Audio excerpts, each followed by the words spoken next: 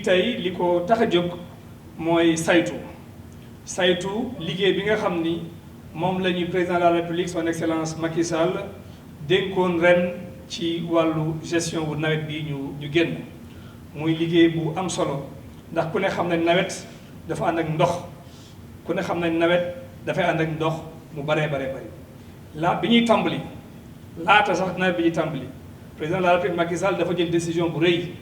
joxe instruction yu leer ne cette année li nga xam ne moom la bëgg mooy ñu wàññi jafe-jafe population yi ci wàllu inondation ONAS na def kéemtalaay kattanam ba population yi lépp loo xam ñi ngi ko doon dund ci at yi weesu buñ mënta dindi lépp itam ñu wàññi ko loolu mooy instruction bi ñu jotoon ku ne xam ne itam moom président de la république ci biir PSE muy plan Sénégal émergent bi muy liggéeyee ci axe 2 daf ci dugal ci priorité yi li ñuy wax eau ak assainissement am aussi lettre de politique sectorielle boo xam ne ministère de l'eau et de l'assainissement ñoom ñoo ko bind jëmale ko ci ONAS pour wax leen nan la ñu war a taxawee ci wàllu assainissement eau usée comme eau pluviale yàlla nag dimbale ñu àndandoo ak suñu équipe taxaw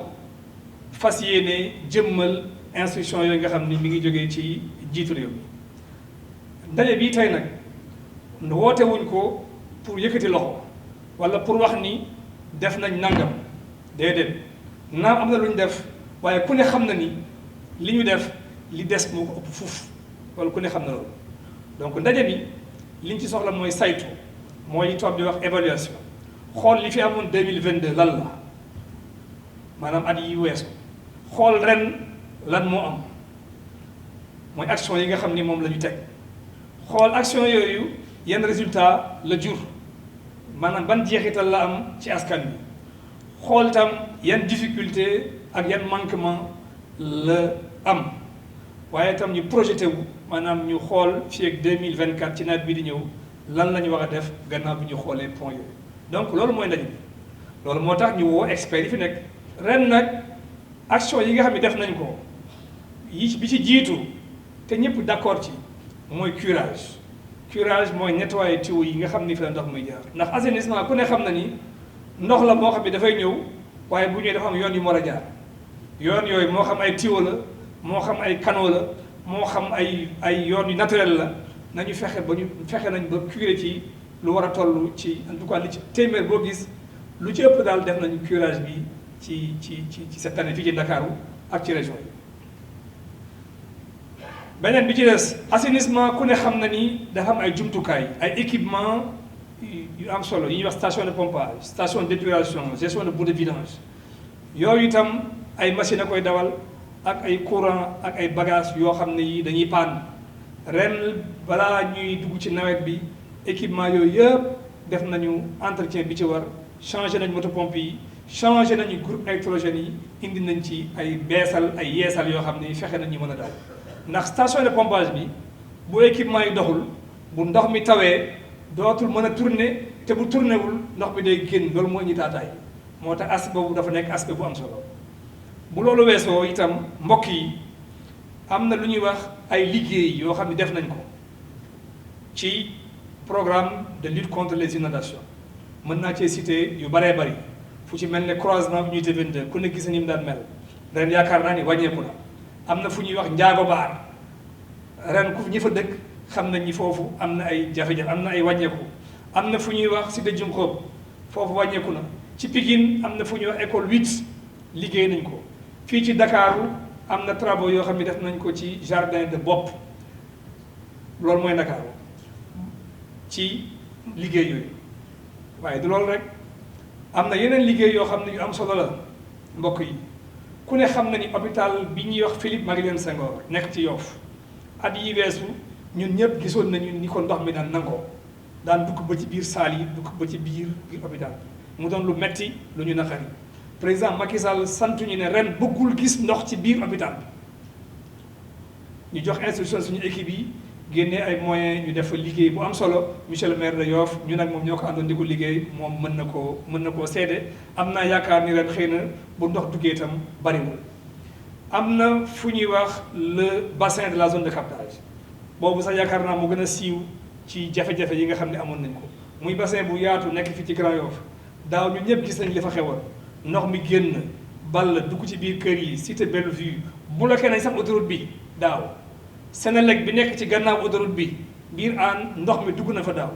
cité Bellevue bi ñuy wax ndox mi dugg na fa daaw pour xam ban importance la bassin zone de captage am ren yàlla dimbale ñu teel cee jóg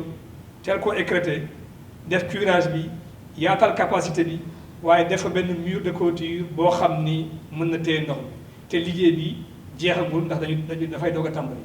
ak yenn action yoo xam ni mënuma koo bañ a mënuma koo lim ndax bari na bu dee ci région yi la Fatick ku ne gis na daaw la fa amoon gis nañ ko teg nañ suñu bët yàlla dogal dimbale nañu ren am na ay mesures yu am importance yu ñu def ba liggéey nañ ko bërëb bu dëkk bu sell ba ca Touba président de la République def na fa ay investissement yu am solo lu war a toll ci 23 milliards ci wàllu assainissement eau pluviale lu war a toll ci 22 milliards ci assainissement eau usée ONAS liggéey fa liggéey bu am solo ñu tabax fa ay ouvrage yu rëy a rëy waaye nag doyul ndax liggéey bi jeexagul dañ koy tàmbali te am nañ yaakaar ni bu jeexee dana wàññi waxuñu du jeex waxuñu inondation du am Touba waxuñu ndox dootul tuubu Touba bay dugg ci biir kër yi waaye am nañ yaakaar ni zone yi nga xam ni foofu la réseau bi nekk zone yi nga xam ne foofu la ñu liggéey am nañ yaakaar ni zone yooyu du am jafe-jafe muy zone Ndamaatu zone Ngiraneen zone Ngélimu barab yooyu am nañ yaakaar ni yàlla mën nañ cee defal sutura donc bref au total am na liggéey yu bëree bëri yoo xam ni ONAS def na ko waaye nag doyul te loolu laay xaar ci mbooloo mi ñu waxtaane ko lan moo des fan moo am ay jafe-jafe fan lañ waroon a liggéey te liggéeyuñ ko fan la ONAS waroon a taxaw te taxawu fa est-ce que service bu ONAS yi ñu ngi def seen liggéey ni ñu ko waree est-ce que centre d'appel yi bi nga xam ne foofu la ñuy wootee ku am jafe-jafe foofu ngay wootee ndax centre d'appel bi boo wootee dinañ la wuyu ci anam bu rafet ndax centre d'appel bi boo wootee ban temps la sa soxla di faju ndax loolu lépp dañ koy mesurer est-ce que am na résultat est-ce que satisfaction usager yi am na luñ ci war a joyanti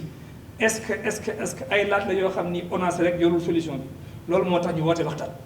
loolu moo tax ñu woote échange mu tegu ci dëgg ak objectivité ñun ragaluñu critique bañuñu critique parce que jàpp nañu critique dafay defar critique dafay yokk doole dafay yokk njëriñ donc esprit boobu moom la ñuy wootee tey moo tax ñu woo fi ñi nga xam ne jàpp nañ ni seen xam-xam màcc na ci loolu ngir ñu waxtaane ko trouver ci ay solutions. Des députés ont constaté des améliorations nettes dans ce qui se faisait, même si, il faut le reconnaître, nous traversons aujourd'hui ces questions de changement climatique, où nous devons avoir une approche d'atténuation et d'adaptation. Donc c'est important d'impliquer les populations dans cette approche. Mieux encore, j'aurais bien savoir quel est l'espace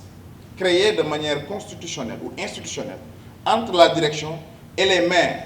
Est-ce que de manière continue, pour avoir une approche proactive, permettre en amont d'échanger sur la cartographie des problèmes, pour avoir renforcé le plan directeur de l'ONAS. Mieux encore, dans la communication, il va falloir aussi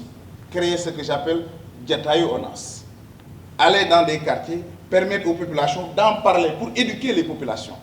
Si vous curez, c'est parce que quelque part, il y a quelqu'un qui n'a pas fait son travail. Et vous voyez, même vos couvercles de régal,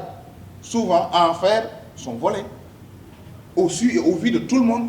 il va falloir qu'on éduque les populations, qu'on comprenne. Quand le président de la République, sur le référentiel du plan Sénégal émergent, l'axe 2,